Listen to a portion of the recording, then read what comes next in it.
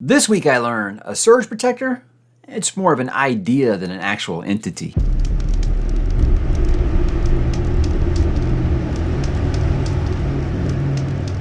Hey, what's up, bookworms? Mike back with another weekly update, the first of 2025. Going to be a fun new year, and pretty sure it's going to start off, well, it's going to go better than it started, rather. I did have some computer issues. We had a big storm around the turn of the new year, and even though I have my stuff in a surge protector, some things on my computer got a little blowed up, and I had to actually go and have it repaired. But now it seems like we're back on the deal here. I've been trying to move around my office, so if you could see outside the camera, it's a mess. It's a mess right now. But you know what you can't see can't hurt you, right? But yeah, it's gonna be a fun new year, I hope, and we're gonna kick it off with a nice new weekly update talking about, like usual, what am I reading? I did finish The Thousandfold Thought by R. Scott Baker, thus the Prince of Nothing trilogy. Now, I was talking to some people on the Discord right when I like knee-jerk reaction, like right when I finished it. And it was one of those things where I told them, relax. I'm pretty sure after a couple nights of sleep with this, I'm going to feel a little differently because I was not the best reception when I finished it. I was feeling kind of let down, and I'm going to kind of explain that here. Now, look, up front, this is my least favorite book of the three. The Darkest Coast of Four is maybe a top 10 fantasy book all time for me. It's amazing. So, of course, it's going to have an impossible measuring stick. Book 2, I liked a lot. Didn't like it as nearly as much as that first one. This one is a very clear third favorite in the series. Now, I think that that's quite normal from what I'm gathering. What I've talked to other Second Apocalypse fans is there's 7 books and they'll rank them. This one usually comes in dead last for a lot of them. And they say it's very much more of a setup book for the Aspect Emperor than it is actually an ending of The Prince of Nothing. Now, I don't know if that's true or not, just kind of what I'm going off of here. But let me talk about a couple things I didn't like up front. I felt like the whole series, you've been dealing with Kellis in this meeting that he's going to have with a character for 3 books. And then when you get it, it's kind of anticlimactic. It's kind of, I'm going to be honest with you, I might not have been smart enough to really understand what was going on. And I think that's the thing with these books is there is the philosophical stuff, there is the very high thought stuff in here. And if that's the kind of stuff that you're into, I think that you're going to love this. If you don't like those things, the series is still very accessible. I think it just really is kind of how deep you want to go into it here. So to the people who are going to say, well, you just didn't understand it, I'll be straight up with you. Maybe I didn't understand it. I just felt like there was someone that met Kellis before that, and I felt like they already told him everything that this character told him. Was kind of like, well, that's kind of a letdown from what I was really expecting. A lot of time spent on not the Holy War. I think there was maybe one big battle in this book. And again, I don't read the series necessarily for the battles. I read it for the world, the lore, the history, that stuff. And that stuff's all still really good. Just some of the character arcs didn't quite hit with me the way that I was hoping at the end of a trilogy here. Now, again, I know this is necessarily, book 3 of 3 as much as it is book 3 of 7. If you kind of look at it that way, maybe these things still have a ways to go. But I think Conphus and Zarias, I think that their storyline kind of had a whimper. Some things kind of happened off page I wasn't expecting. And then Conphus just does like this thing. I'm like, oh, okay. And then that storyline's over. It's like, wow, okay, that's not quite what I was set up in Darkness Comes Before. I was expecting so much more out of that character. That's probably like my biggest regret of the whole series. I felt like that Conphus had a much bigger part in the story than he actually ends up having. And I wasn't wild about it. I wasn't wild about how it ended. ℙ𝕦𝕣𝕠𝕔𝕙 just kind of seemed like she was only there to make Achaemenn sad by the end of this trilogy. And that's a bummer, because like I said, I thought she had just such a great showing in book number 1. And ℕ𝕤𝕠𝕠𝕠, while he has his moments, they're never as big as books 1 and 2 for me. And now look, I've told you guys all the trigger warnings for this series. ℕ𝕤𝕠𝕠𝕠 does some things that even I thought crossed the line to the point where like, okay, well, breaker of horses and men indeed. I do understand this now. So it was like, I think it's just, book 1 set the bar so damn high that I don't think there was any way that Baker could have ever met those expectations. Look, I still love this world. I love Baker's writing style. It is majestic. I love it. And I love the history of this world. I want to know more and more about it every time I get into the series. I just want to dig more and more into that history, that back history about what came before, what's going on, not on the page. That's stuff that I still do love. That's why I think I will continue with the series. But I think it's one of those things where it did kill my motivation a little bit because I was really excited to wrap up this trilogy. And I think that book 3 was kind of more of a whimper than it was going out with a bang. And that's just kind of unfortunate. And we're going to talk about why. I'm going to be talking with Jordan over at iWizard. We'll be talking about the whole trilogy on his channel later tonight. And I'll be sure to drop that link below when the video is live. You guys can check that out. But I think we'll have lots to talk about because Jordan is very much more of like a Philip, where he will dig out the themes and the philosophy and stuff like that. And I was kind of like, I'm there for the punch in the face and the slice off the limbs. That's kind of more of what I was there for. But again, like I said, if either way that you want to read, I think this series has something for you. But yeah, I'd be lying to you if I came here and told you, oh, this is just as good as books 1 and 2. It's not even close to book 1. And I still think book 2 was a lot. Book 2 is one of those where like the arrow's really, really pointing up for me in hindsight. It's one of those like, I didn't dislike it. I just didn't love it because book 1 was just so damn perfect for me. So that's going to happen sometimes. We're going to place those unreal expectations on something. It's not going to meet them. And I say Thousandfold Thought definitely didn't meet them. But Baker has impressed me enough with his, not only his chops, but with his world building and his history and his lore and stuff. And most of his character work, that I think that I will definitely be coming back. I just don't know if soon would be the word that I would use for Aspect Emperor, but I will revisit this world again. And I'm sure the further that I get away from it, the more I'm going to think about it. And that means that the series did many things correctly. After that, guys, I did start Rise of the Ranger by Philip C. Quantrill. This is the first new series of the year that I was beginning. Rise of the Rangers, book 1 in the Echo Saga, but it's book 1 in the Relic trilogy. I think that's what it's called. Now, the series is 9 books overall. It's 3 individual trilogies. You know, they take place different years, different characters. So I decided with the early feedback that I'm getting, because we kind of had a lot of people kind of jump on this one at the same time. The early feedback that we got, I decided to go ahead and make this a read-along. The first trilogy. January, February, March, we're doing books 1, 2, and 3 of the Echo Saga. That is the first trilogy. So if you want to hop off there, you can. But I just felt like it was enough positive reception. Like literally everyone that is reading it is enjoying it. And that's awesome because it's been kind of a surprise because so many people told me book 1's okay and then it gets great. And I think everyone's really, really enjoying this so far. Now, I'll say that I really do appreciate some traditional fantasy after you've been spending time in Baker's world. You know, that does kind of help a little bit, makes reading everything like water. I'm coming up on like the halfway point here. I just started part 3 of the book. I don't know how many parts there are. But one thing I'll say about this, I told you guys before, the prologue, amazing. Prologue was just so great. It was such a hook. It will definitely get your attention. And I'll be shocked if you don't want to keep going if you just read the prologue.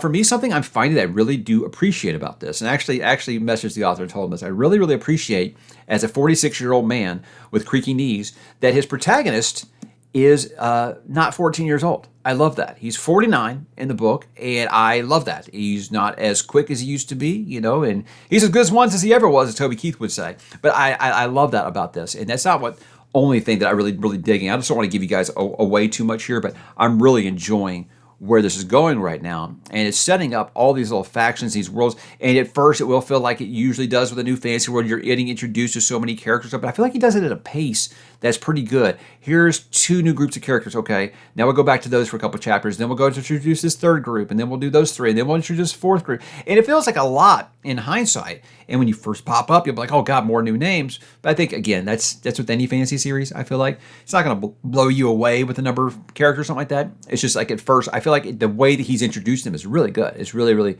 helpful in those regards. But again, I don't know how some of you guys audio these things. There's so many names and locations and just words that just sound kind of foreign, I would think, to the ears as opposed to the eyes. I can't imagine how you guys audio this. But some people are audioing it, and they have blown through it here in a couple of days, and that's awesome.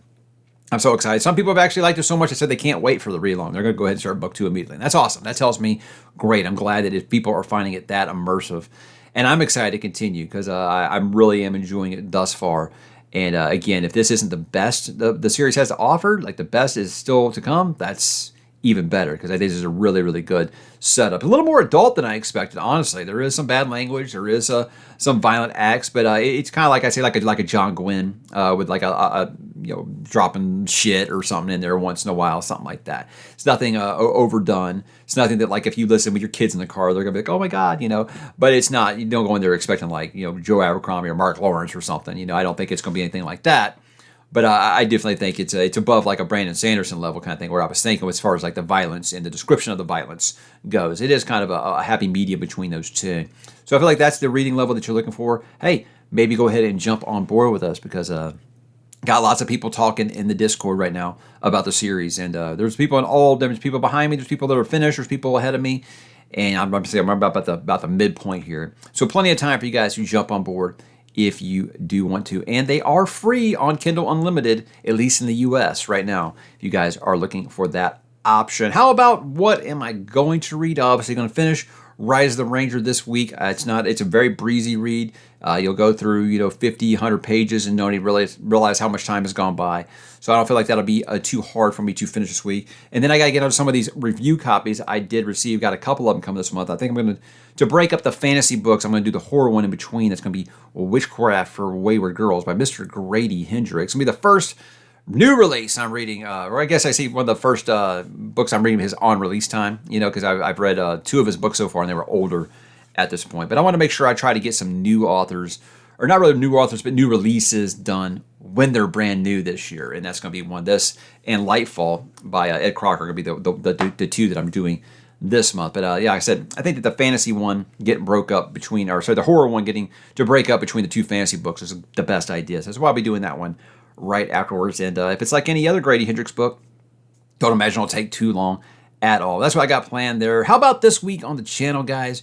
Did a few things here. Obviously, my biggest video of the year is almost always going to be the top 10 books that I did read. And with my top 10 of 2024, you get those same old things. I can't believe you don't have this book on there that you didn't read. You didn't have this book on there they shouldn't read. Why didn't you have Disquiet Gods on here? Why don't you have Navigator's Children? I'm like, well, guys, I didn't read either of those. A new one was, I can't believe you didn't have any female authors on here. Look, I read Robin Hobb and T. Kingfisher this year. Neither one of them cracked the top 10. I assure you guys, I have no problem with lady authors, nothing like that. It just kind of falls that way sometimes.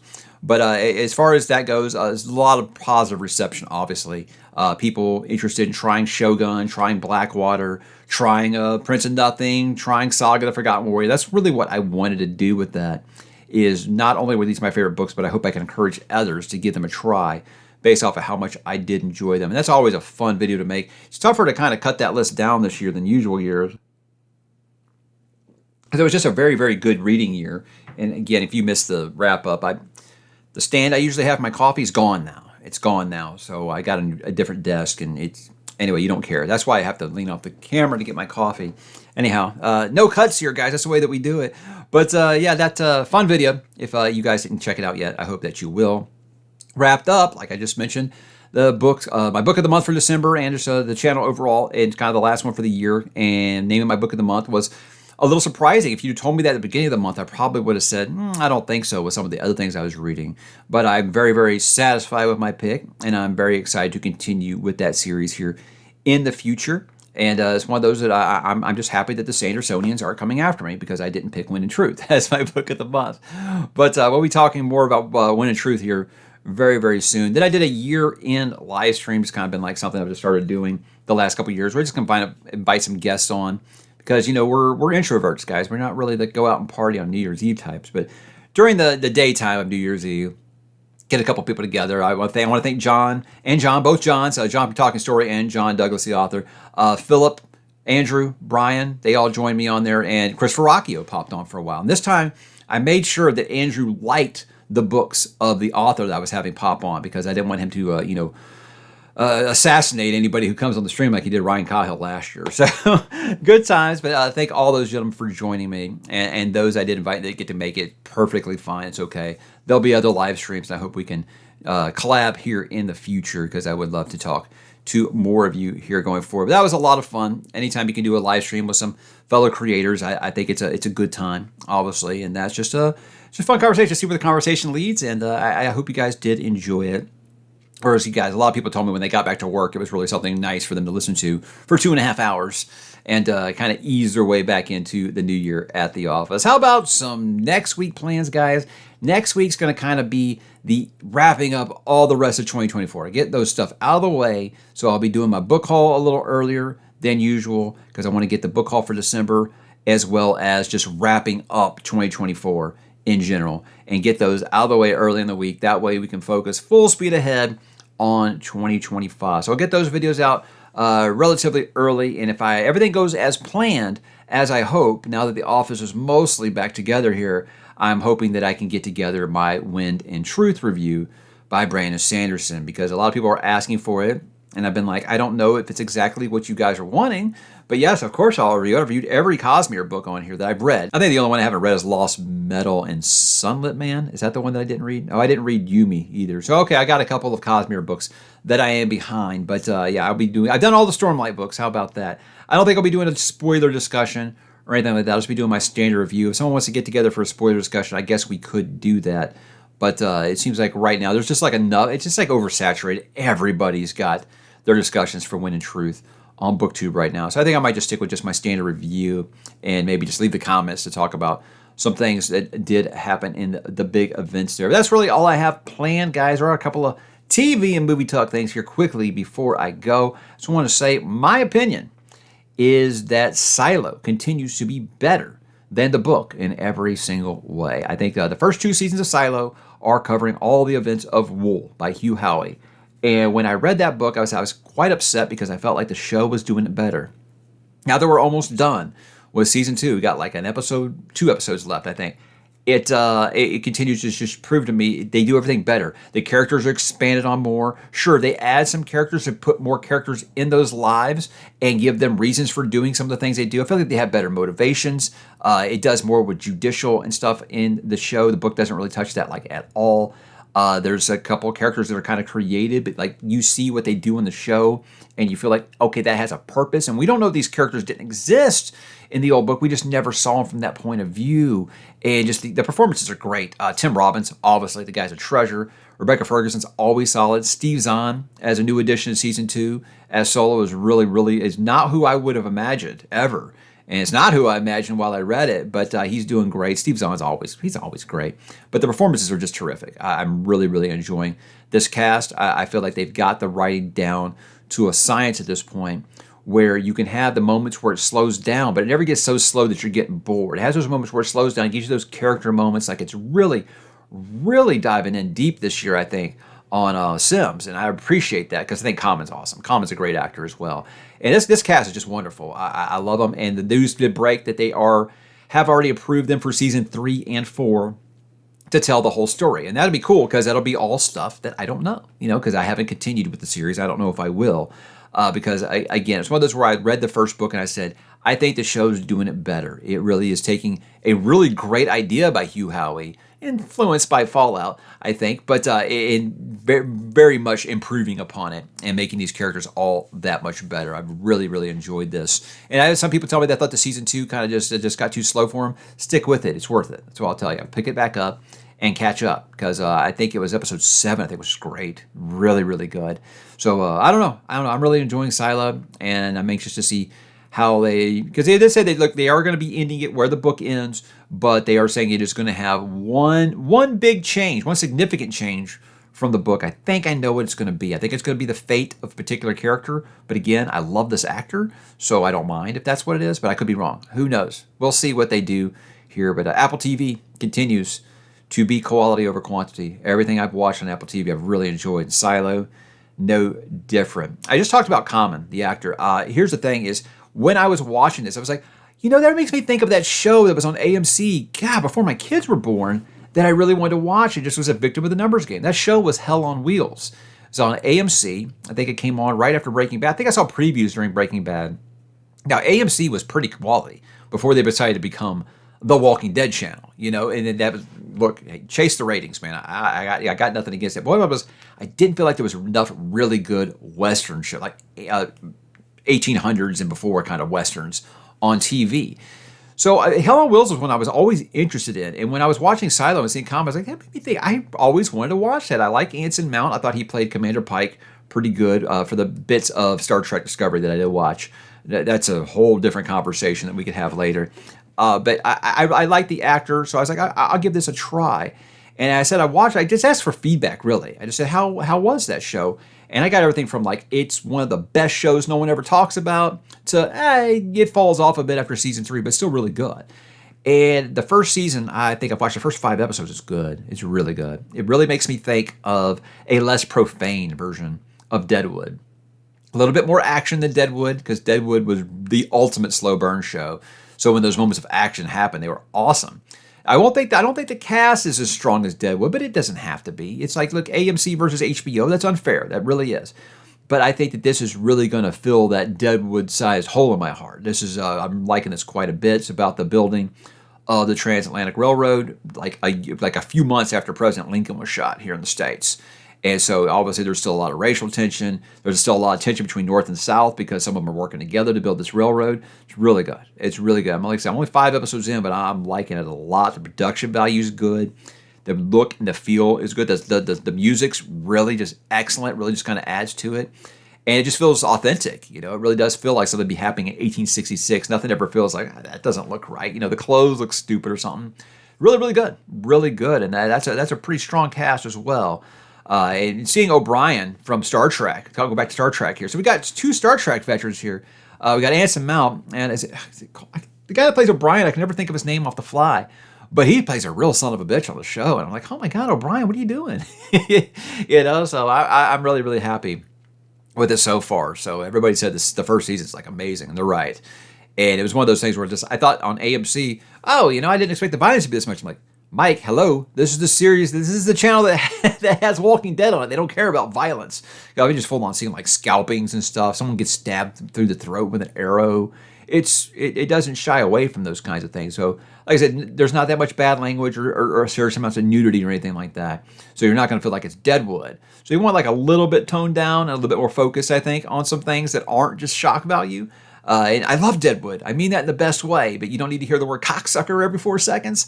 I think you'll probably really like Hell on Wheels. But yeah, it's streaming on Prime Video right now. With ads. You have to watch it with ads, even if you have Prime Video, which sucks, but it's like, they're 30 seconds 3 times an episode. That's fine. I'll suffer through that. I grew up in the 80s, guys. We lived through the commercials and stuff, but it's really good. I'm really, really pleased with it thus far. And I will thank you guys all for the great feedback that you did give me on it and make me decide to take that plunge. So, yeah, I went from I'll try the pilot to I'm halfway through season 1 already. So, exciting times ahead. But guys, what are you up to? What's the new year treating you like? Have you went back to work yet? Yeah, no, it's pretty rough, right? But what are you up to? What are you watching? What are you reading? What are you listening to? What are you playing? Just go ahead and drop in the comments, guys, and let me know, and I will talk to you there.